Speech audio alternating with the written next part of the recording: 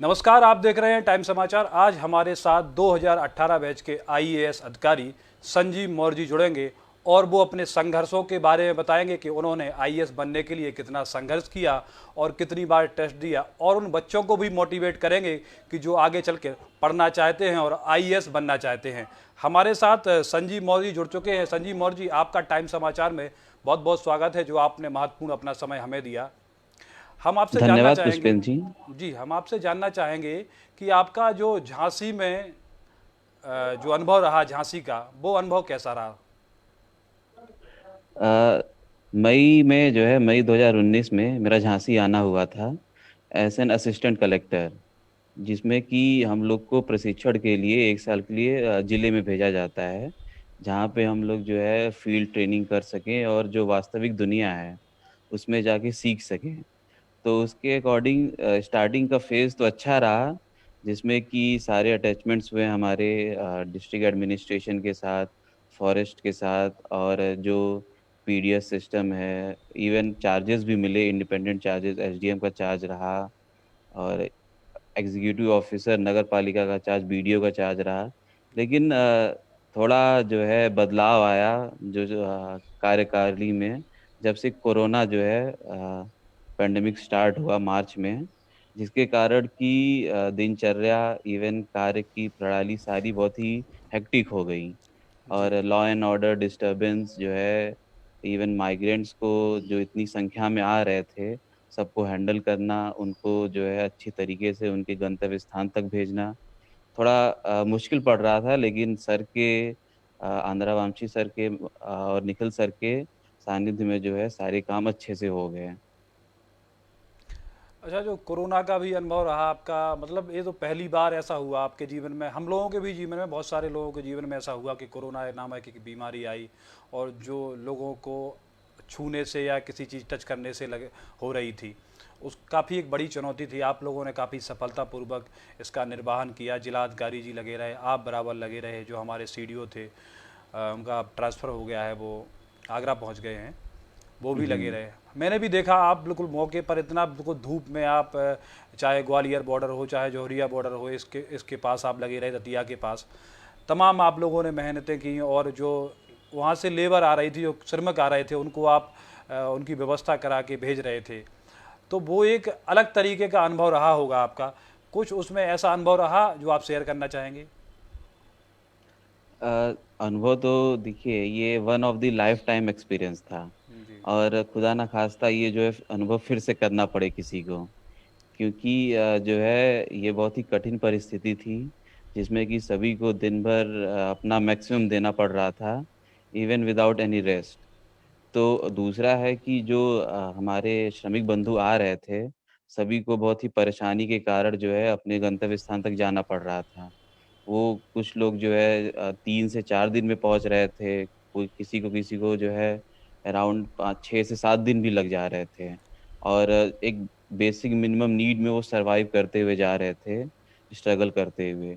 तो उन सबको देखना एक प्रकार से जो है आँसू आ रहा था आँखों में, कि जो है ये सब लोग जा रहे हैं, फिर कैसे स्ट्रगल करके घर पे पहुँचेंगे, इकोनॉमिक परिस्थिति ऐसी है, वहाँ पे फिर रहेंगे, फिर उसके बाद जब इकोनॉमी चेंज होगी, फिर अपनी जगह जाएँगे, जहाँ पे उनको जॉब मिल सके अच्छे से, और मेंटल पीस में एक रह सकें। जी। आईएएस बनना एक हर पढ़ने वाले लड़के का सपना रहता है, जो स्टूडेंट छात्र पढ़ता है। आपने सिविल सेवा के लिए किस तरह की तैयारी की, किस तरह की जद्दोजहद की, उसमें कितनी पढ़ाई की, वो आप थोड़ा विस्तार से उसका अनुभव बताइए। जब मैं ग्रेजुएशन कर रहा था, 4th ईयर में था, मेरा ग्रेजुएशन लखनऊ से आईआईटी कॉलेज में से हुआ है, और सिविल इंजीनियरिंग स्ट्रीम से हुआ है। तो फाइनल ईयर में मेरे चाचा जी हैं, मेरे पेरेंट्स हैं, जिन्होंने मुझे गाइड किया था कि जो है इस स्ट्रीम में जाना बेहतर रहेगा, जिसमें कि आप जो है अच्छी से अपना योगदान दे सकते हैं, लोगों के हेल्प कर सकते हैं।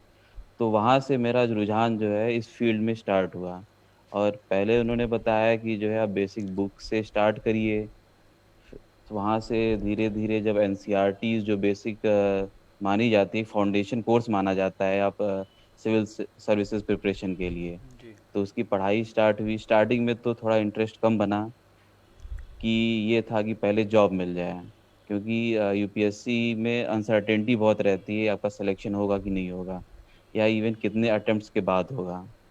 तो लेकिन फिर ये हुआ कि अगर कहीं और डाइवर्ट होते हैं, फोकस होते हैं अटेंशन, तो हो सकता है कि जो मेरा मेन एम है यूपीएससी क्वालिफाई करना, वो कहीं ना कहीं अफेक्ट हो जाएगा।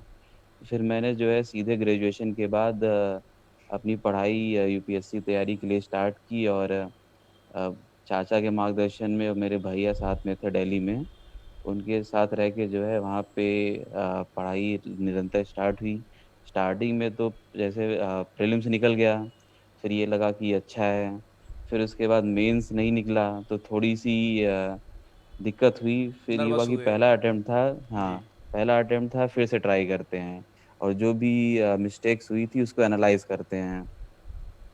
फिर उसके बाद जो है दूसरा अटेम्प्ट दिया, उसमें मेंस निकल गया, इंटरव्यू तक गया, इंटरव्यू में छट गया। फिर थोड़ा-सा हिम्मत हारा, फिर उसके बाद पेरेंट्स लोगों ने मोटिवेट किया कि कोई दिक्कत नहीं है, आप प्रिपरेशन करिए अच्छे से, हम लोग साथ में हैं। फिर तीसरा अटेम्प्ट दिया, तीसरे अटेम्प्ट में जो है फिर इंटरव्यू दिया मैंने, उसमें फिर से फेल हो गया, फिर से सिलेक्शन नहीं हुआ। फाइनली जो है फिर मैं हार गया था। मुझे फ़ील जी। हो रहा था कि कहीं न कहीं कोई मिस्टेक हो रही है मुझसे, जिसके कारण कि सिलेक्शन नहीं हो रहा है।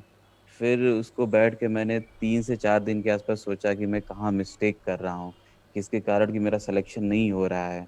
जी। और मिस हार्ड वर्किंग तो कर रहा था, लेकिन हार्ड वर्किंग स्मार्ट होनी चाहिए कि आप कौन-सा पोर्शन अवॉइड कर सकते हैं, कौन-सा पोर्शन आपको ज़्यादा ध्यान देना है।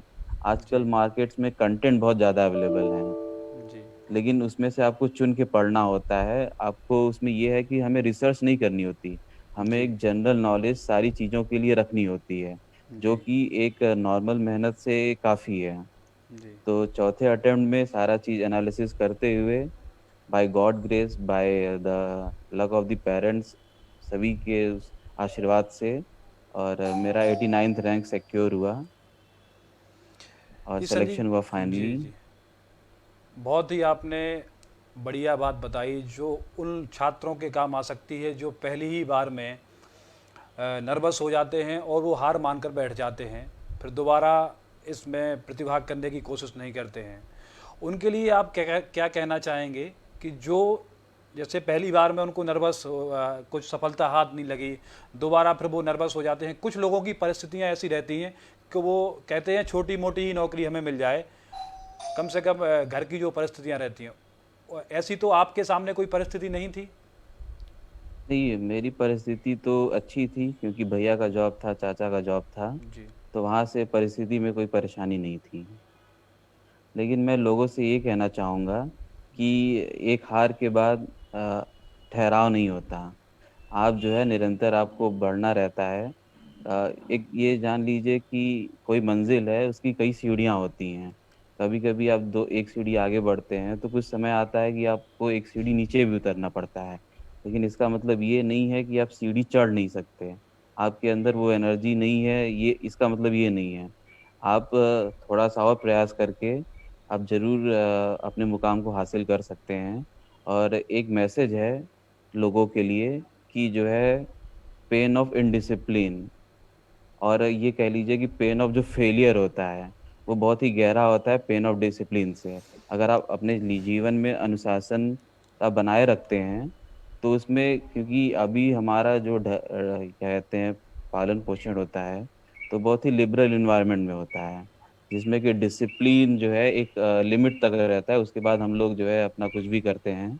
तो अगर डिसिप्लिन को हम अच्छे से फ़ॉलो करें अपने रूटीन में, even properly for the UPSC preparation and study, तो उसमें जो है हम ज़रूर से जो है सफलता हासिल करेंगे।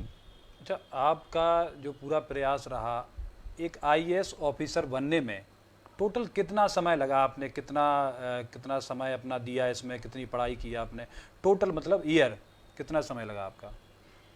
तो मेरा ग्रेजुएशन जो है 2013 में हो गया था, 14 से राइट। मैंने प्रिपरेशन स्टार्ट की, और 17 का जो है यूपीएससी का एग्ज़ाम हुआ, तो उसका रिज़ल्ट आया 1 साल आने में पूरा लगता है, जिसमें प्रीलिम्स, मेंस फिर इंटरव्यू होता है। तो फिर ये मान के चलिए कि 4 साल लगे मुझे टोटल क्वालीफ़ाई करने के लिए। जी। तो टोटल आपका 4 साल रहा, 4 साल में आपने सफलता हासिल की, एक बार नर्वस हुए, फिर दोबारा टेस्ट दिया, तमाम चीज़ें आपके जीवन में आईं। एक और हम बात जानना चाहते हैं आपसे, सिविल सेवा में रहकर कोई इंसान समाज और व्यवस्था को बदलने में कितनी भूमिका अदा कर सकता है? करंट सिस्टम में जी। उसकी बहुत ही एक अहम भूमिका होती है कि जी। समाज में जो बदलाव आते हैं, उसका नवाचार करने में। जी। आजकल सभी लोग जो है चाहते हैं कि एक हमारा जो एडमिनिस्ट्रेशन हो, वो जो है पीपल के प्रति रुझान हो उसका, उसके फीलिंग्स को, उसके प्रॉब्लम्स को जो समझ सके। और इस सिविल सेवा इस परीक्षा के थ्रू जब आप आते हैं और आपको फील्ड ट्रेनिंग में जो हम लोग को 1 साल के लिए भेजा जाता है, वो इसीलिए भेजा जाता है ताकि हम जनता के साथ जाके उनके जड़ से जुड़ सकें और उनको समझ सकें कि उनकी समस्याएँ क्या-क्या हैं।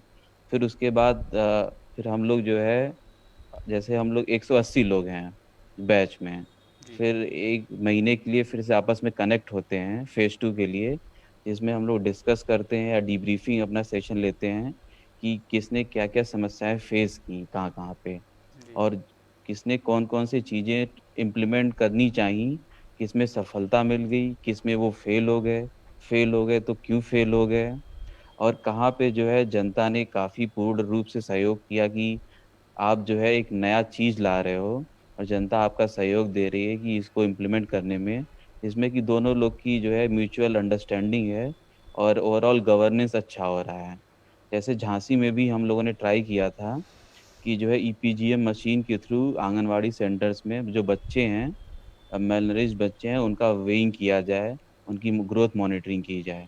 और एक और प्रोजेक्ट हम लोगों ने ट्राई किया था, वो पायलट बेसिस पे था और कोविड के कारण वो आगे अभी नहीं बढ़ाया जा सका, जिसको अटोलो स्टिकर्स प्रोजेक्ट कहते थे, कि आंगनवाड़ी में जो बच्चे जाते हैं, वहाँ पे उनको एक बारकोड रीडिंग का वो दिया जाता था और फ़ोन पे जिसमें स्क्रीन नहीं होती थी क्योंकि फिर आपको स्क्रीन पे फ़ोकस नहीं करना होता था। एक बार वो रीडिंग कर लिया आपने तो वो स्क्रीन ब्लैंक हो जाती थी और वो फिर पढ़ के सुनाता था कि ये चीज़ें इसमें लिखी हुई हैं, फिर उसको विधिवत एक्सप्लेन चीज़ें करते थे। तो जो है बाय सेल्फ लर्निंग ये स्टार्ट हो गया था। इवन आज कोविड के समय में अगर देखा जाए तो उसका बहुत ही महत्व समझ में आ रहा है क्योंकि फिज़िकल हम स्कूल में अभी जा नहीं पा रहे हैं। राइट। तो जिसके कारण कि ऑनलाइन माध्यम से जो है शिक्षा पद्धति को प्रमोट किया जा रहा है, ताकि कहीं भी कोई बच्चा पीछे ना छूट पाए। तो वो अटोलो स्टिकर प्रोजेक्ट एक ही अहम इनिशिएशन था यहाँ पे, जिसको कि थोड़ा आगे हमें और ले जाना है। जी, आपने सही जानकारी दी कि आप ही लोग हैं जो इस व्यवस्था और इस समाज को बदल सकते हैं। काफ़ी अहम भूमिका आप लोग निभा सकते हैं। संजीव जी, एक और ऐसी चर्चाएं हैं आम लोगों में, काफ़ी लोग जब हमारी बात होती है तो बताते हैं कि आजकल यूपीएससी सिविल सेवा में ग्रामीण परिवेश के बच्चे कम निकल पा रहे हैं, शहरी परिवेश के जो बच्चे हैं वो ज़्यादा इसमें निकल रहे हैं। तो आप इसमें कितना आप अपने हिसाब से सही मानते हैं कि ऐसा है? नहीं, मेरे हिसाब से ये है कि जब आप देखते हैं चीज़ों को और जी। एनालाइज़ करते हैं सिलेक्शन पैटर्न, जी। तो इसमें कहीं आपको ये फ़र्क नहीं दिखेगा कि ग्रामीण क्षेत्रों से नहीं आ रहे हैं। जी। बहुत से सारे ऐसे स्टूडेंट्स मिलेंगे कि जो रूरल एरिया से किसान के बच्चे हैं, जी। इवन नॉर्मल जो मिडिल क्लास या लोअर मिडिल क्लास या लो इनकम ग्रुप के फैमिली से भी आते हैं। जी। यूपीएससी की एक ख़ास बात है ये कि वो भेदभाव नहीं करती। जी। आप अच्छी-सी मेहनत करके, अच्छी-सी लगन के साथ पढ़ाई करके, आप इसको क्रैक कर सकते हैं, आपकी सूझबूझ होनी चाहिए। जी। आप ही जैसे युवा आईएएस अधिकारी युवाओं छात्रों के आदर्श हैं।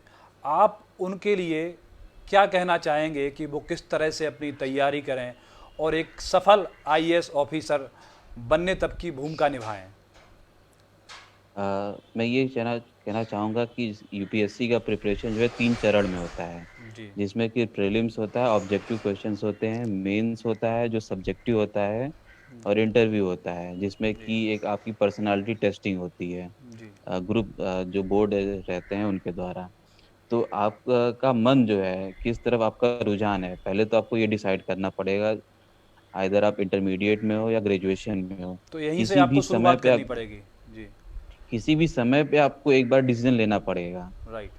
या हो सकता है कि आप कहीं जॉब कर रहे हों, फिर आपके मन में आता है कि जो है नहीं, अब जॉब तो ये हुआ, इसके कारण हम ज़्यादा लोगों को अपने इम्पैक्ट नहीं कर पा रहे हैं, उनको जो हमें देना है।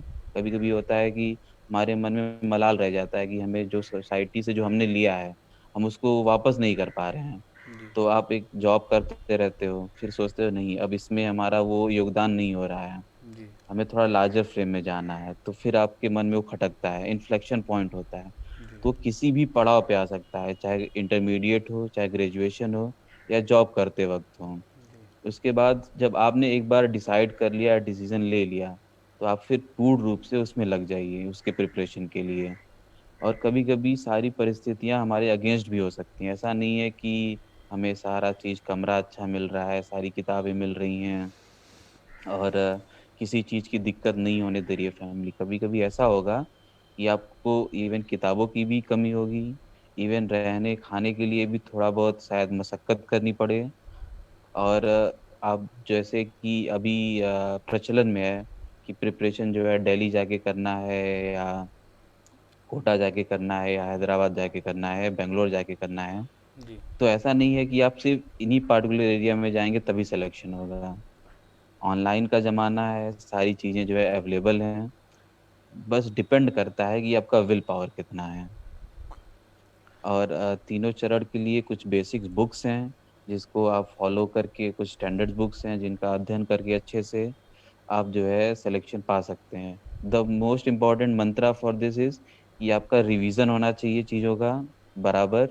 दूसरा है कि आपके पास एनालिटिकल स्किल होना चाहिए। एक मतलब कि कोई चीज़ को समझने के लिए आप उसको लॉजिकली कॉन्क्लूज़न दे सकें। ऐसा नहीं है कि किसी ने बताया या वेग आंसर दिया तो आप उसको एक्सेप्ट कर लें। आप उसको एनालाइज़ करिए।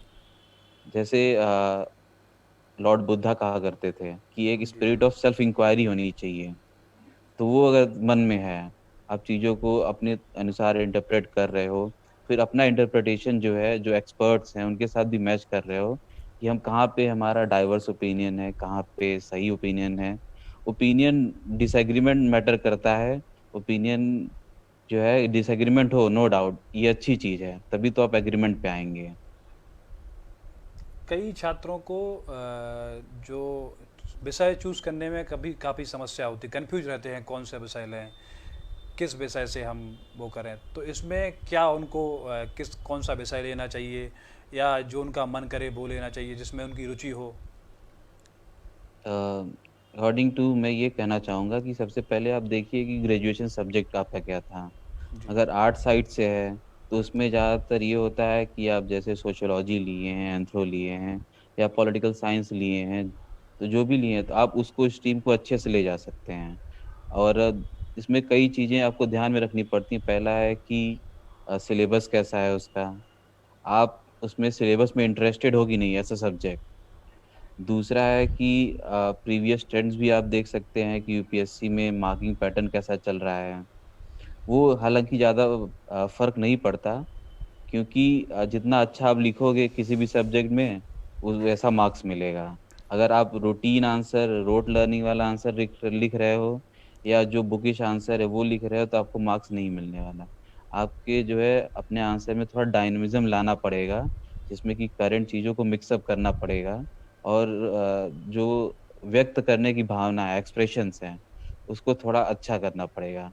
और तीसरा आपको ये ध्यान रखना पड़ेगा कि उसके लिए आपके पास रिसोर्सेज़ अवेलेबल हैं कि नहीं हैं। ऐसे कुछ हो सकता है कि सब्जेक्ट्स हैं जैसे स्पेशली इंजीनियरिंग बैकग्राउंड के, उसमें तो आपके सब्जेक्ट्स होते हैं। लेकिन मार्केट में या कोचिंग्स में उतने रिसोर्सेज़ अवेलेबल आप जो खुद पढ़ रहे हो उसको फर्दर से एडिशन कर सको। जी। दूसरा है कि आपकी अगर क्योंकि अभी अगर पैटर्न देखा जाए सिलेक्शन का, तो उसमें 69% जो है इंजीनियर सेलेक्ट होते हैं और उसमें से भी मैक्सिमम लोग जो है आर्ट सब्जेक्ट चूज़ करके आते हैं इस एग्ज़ामिनेशन में। ऐसा नहीं है कि अपना इंजीनियरिंग सब्जेक्ट ही रख के आ रहे हैं। तो उसमें फिर वो भी एनालाइज़ करते हैं कि हमारा इंजीनियरिंग सब्जेक्ट कितना मजबूत है। अगर मजबूत है तो नो डाउट आप बहुत अच्छा स्कोर करोगे। अगर कहीं भी उसमें थोड़ी-सी हिचक है उस सब्जेक्ट में, तो आप दूसरा सब्जेक्ट लेके जो है इस एग्ज़ाम में क्वालीफ़ाई कर सकते हैं। अल्टीमेटली क्वालीफ़ाई तो हो गया, अल्टीमेट जो मैटर करता है इस सर्विस के लिए, इवन फॉर द पीपल, कि आप उनको सर्व कितना अच्छा करते हो। जी। जैसा कि आप जब पहली बार इंटरव्यू में गए होंगे तो क्या आप किन चीज़ों को लेकर नर्वस थे? क्या आप बिल्कुल तैयार थे उन सब चीज़ों के लिए कि इंटरव्यू में क्या सवाल आने वाले हैं? अब तो आपने 3 बार इंटरव्यू दिया, तो कितना पहली बार में कितना अंतर रहा हो? क्या ऐसा ऐसा कौन सा आपको एक क्वेश्चन कोई याद हो कि जो जिसको आप में आपको देने में कठिनाई हुई हो या आपने फटाक से दे दिया हो उसका जवाब? इंटरव्यू में क्वेश्चंस कई टाइप के पूछते हैं जो बोर्ड जी। मेंबर्स होते हैं। जी। कई सिचुएशनल क्वेश्चन पूछते हैं कि जिसमें आपको एक पार्टिकुलर सिचुएशन में पुट अप करेंगे। जी। फिर उसके बाद आपका रिएक्शन नोट अप करेंगे। आपका आंसर नहीं मैटर करता वहाँ पे, जी। जी। आपका रिएक्शन मैटर करता है ज़्यादा। जो वहाँ पे बोर्ड मेंबर्स होते हैं वो ये देखते हैं कि आप कितना कॉन्फिडेंटली राइट। अपने आंसर्स में बिलीव करके आप रिस्पॉन्स दे रहे हो। राइट। रिएक्शन तो कोई भी दे देगा कि ये है ये जी। चीज़ें करनी चाहिए। जी। लेकिन अपना रिस्पॉन्स फ्रेम करना, एक पोलाइट वे में रिस्पॉन्स हो और जो है आप उसमें खुद भी विश्वास करते हो, तो वो सबसे ज़्यादा मैटर करता है। और उसके अलावा जो है आपसे अपने इस ग्रेजुएशन सब्जेक्ट से कई सवाल पूछे जाते हैं। इवन आप कहाँ से बिलॉन्ग करते हैं, जैसे मैं भदोही को बिलॉन्ग करता हूँ। राइट। तो मेरे जो फाइनल मेरा जिसमें सिलेक्शन हुआ जिस इंटरव्यू में, जी। उसमें अराउंड 13 से 14 सवाल जो है मेरे कारपेट एरिया के बैकग्राउंड से पूछे गए थे। तो जिसका जो है आपको भली-भाँति अच्छे से ज्ञान होना चाहिए, राइट। क्योंकि आप उस एरिया को बिलॉन्ग करते हैं और ये एक्सपेक्ट किया जाता है कि आप अपना प्लेस अच्छे से जानते हैं जहाँ पे रहते हैं। उसमें वो कोई कोताही नहीं बर्दाश्त करते कि आप ये कह दें कि सॉरी सर मैं अपने स्टेट्स को या अपने डिस्ट्रिक्ट को नहीं जानता। राइट। जहाँ के आप फिर रहने उसके वाले बाद हैं उस जनपद की जानकारी तो हाँ, आपको होनी चाहिए उसकी बेसिकली। जानकारी रहनी चाहिए। जी। और तीसरा ये भी पूछते हैं कि आपकी हॉबीज़ और इंटरेस्ट क्या है? उससे भी सवाल बनते हैं कई। जी। जैसे मेरी हॉबीज़ है क्रिकेट खेलना, फ़ोटोग्राफ़ी, जी। तो अब उसमें पूछेंगे कि आप किस तरीके से फ़ोटोग्राफ़ी करते हैं, कौन-सा पसंद है? जी। अगर कुछ सेटिंग है तो उसमें किस तरीके से आप फ़ोटो लेना चाहेंगे? तो सारी चीज़ें वो जस्ट यानी कि क्योंकि जिस आप चीज़ ये में आपकी रुचि हो उसी चीज़ से रिलेटेड वो हुँ, सवाल पूछ लेते हैं, वो ही अपने बना लेते हैं। आपको उस चीज़ उस फील्ड में कितनी रुचि है, उसमें कितनी जानकारी है आपको? ये रहता है। फिर जी। उसके अलावा अब ये तो अपार्ट फ्रॉम हुआ, अब जी। सब्जेक्ट पे आते हैं कि करंट इवेंट्स जो चल रहे हैं, जी। उसके बारे में आप अपने कैसे विचार रखते हैं? कोई जी। इंटरनेशनल इश्यूज़ हो गया, जी। क्या क्या कहते हैं कहीं कोई अर्थक्वेक आ गया, तो आप उसके जी। बारे में कितनी जानकारी रखते हैं? उसको कैसे जो है स्टैटिक सब्जेक्ट से रिलेट करते हैं जी। और कितना नुकसान हुआ, आप उसको उसकी इकोनॉमिक्स समझते हैं, वो सारी चीज़ें भी ध्यान दी जाती हैं उसमें। जी। अच्छा, आप जो उनका पैनल रहता है, पैनल में कितने लोग बैठते हैं इंटरव्यू के? अमूमन 5 लोग बैठते हैं जी। और कभी-कभी 4 लोग भी हो सकते हैं, लेकिन जी। जनरल है कि 5 लोग बैठते हैं और एक चेयरमैन रहते हैं बोर्ड के। जी। तो जब छात्र इंटरव्यू देने जाएं बिल्कुल कॉन्फिडेंस के साथ जाएं, नर्वसता बिल्कुल नहीं होना चाहिए, बिल्कुल नर्वस नहीं होना चाहिए, और जो अपना सवाल का जवाब दें उस पे आप बिल्कुल अडिग रहें, बिल्कुल कॉन्फिडेंस से दें कि हाँ मैंने जो कहा है मैंने सही कहा है। इंटरव्यू का एक चीज़ है कि देखिए, आप जी। जब बाहर आप भले भी कितना कॉन्फिडेंट रह लें, जी। लेकिन अब एक बार जब आप बोर्ड रूम में एंटर करते हैं, तो थोड़ा-सा नर्वसनेस आता ही आता है चेहरे पे। बट आप एक बोल्ड स्माइल के साथ एंटर करते हो, सबको ग्रीट करते हो। फिर जी। उसके बाद सर लोगों के द्वारा जो है क्वेश्चंस पूछे जाते हैं अलग-अलग तरीके के। जी। बहुत सारे क्वेश्चंस जो है आपको समझ में आते होंगे। जी। तो आप उनका ईज़िली आंसर कर सकते हो। बहुत सारे क्वेश्चन जो है हो सकता है 2-4 क्वेश्चन आपने कभी सुने ही ना हो। तो राइट। उसमें ये रहता है आप पोलाइटली जो है अपना एक्सेप्ट करो कि सर मुझे नहीं आता, I am sorry in this और फॉर दिस। तो जी। वो ये रहता है कि सामने वाला जो है अपनी डेफ़िशिएंसी भी फ़ील कर रहा है कि जो है उसको ये चीज़ें नहीं पता हैं, उसको ये चीज़ें पता हैं और जी। अपनी मिस्टेक्स या जो है वो एक्सेप्ट कर रहा है। जी। ऐसा नहीं है कि हम जो है कुछ भी टॉपिक सर ने दिया और हमें कुछ बोलना ही बोलना है, ये नहीं होना चाहिए। जी। आपका आंसर जो है प्रिसाइज़ होना चाहिए, शॉर्ट होना चाहिए और थोड़ा-सा इफ़ेक्टिव होना चाहिए। जी। और आपके साथ जो है जो बोर्ड मेंबर्स हैं, सर लोग हैं, मैम लोग हैं, जी। उनके साथ आई कॉन्टैक्ट अच्छा होना चाहिए। और दूसरा ये भी ध्यान दिया जाता है कि जो है आप सभी को आंसर करते हुए सभी के साथ एक बार आई कांटेक्ट मेंटेन करें, ताकि कोई नेग्लेक्टेड ना फील करे उसमें, राइट। कि सिर्फ़ एक ही पर्सन ने जिसने सवाल पूछा है, सिर्फ़ उसी को आंसर दिए पड़े हैं, जी। बाकी और बोर्ड मेंबर्स की तरफ ध्यान नहीं दिया जा रहा है।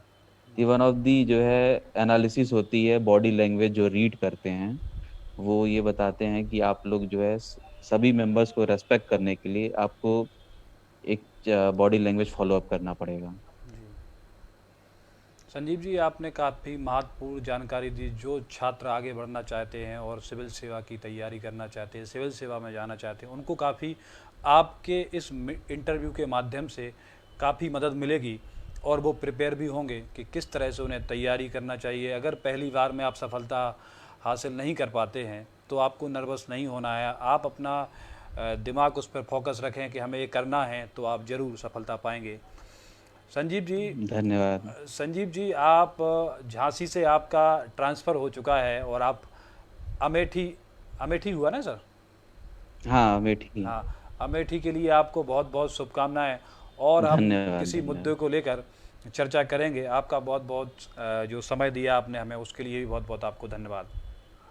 ये थे जी, हमारे नमस्कार। साथ आईएएस अधिकारी संजीव मौर्य जी, जो हमसे जुड़े और जिन्होंने अपने अनुभव साझा किए किस तरह से छात्रों को तैयारी करना चाहिए।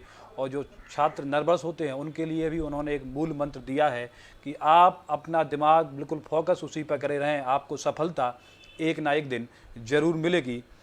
इसी सभी के चलते आप सभी दर्शकों का जो सोशल मीडिया प्लेटफॉर्म पे हमसे जुड़े, उन सभी लोगों का बहुत बहुत धन्यवाद। फिर किसी अन्य चर्चा को लेकर ऐसे ही कुछ युवा आदर्श आईएएस अधिकारी के साथ हम बात करेंगे। तब तक के लिए आप सभी लोगों का बहुत बहुत धन्यवाद। नमस्कार।